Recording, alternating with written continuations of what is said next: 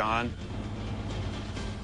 Tonight, we're hearing for the first time from the diver who pulled 3 people out of the water, their SUV plunging into the St. Croix River in Stillwater on Sunday. We're learning a second person tonight has died from that accident. Hello again, everyone. I'm Marnie Hughes. And I'm Jeff Passold. A 27-year-old passenger in the vehicle passed away at Regents Hospital this afternoon. She did get a chance to say thanks to the divers who made that daring rescue. And new at 10, Scott Wasserman is talking to the men responsible for pulling them out of the icy water. Well, Jeff, water rescues are rare according to those on the Washington County Fire Department's dive team. Usually by the time divers locate a vehicle, the operation turns into a recovery effort. So this indeed was a first for this county's dive team. 36 hours after he heard the crash and watched the frantic rescue of 4 people, Doug Hesley returned to the St. Croix to pay his respects. I felt that I had to memorialize them, even though I didn't know them. So it's the least I could do for them. And 36 hours later, Keeping you alive on air. 25-year-old Jonas Werpe is talking about his first rescue with the Washington County Fire Department's dive team. Everyone was underwater from what I saw. There was no air pocket that was visible from where I was.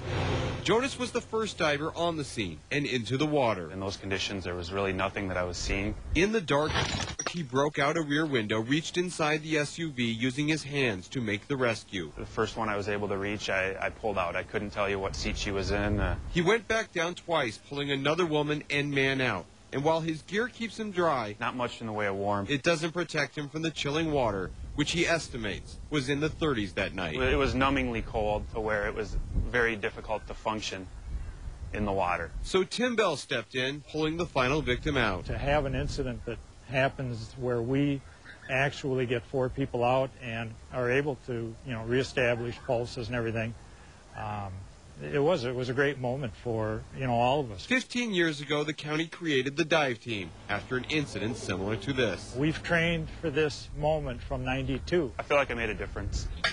Only a year into the job, Jonas made that difference between life and death. Well, I'm always going to remember it, that's for sure.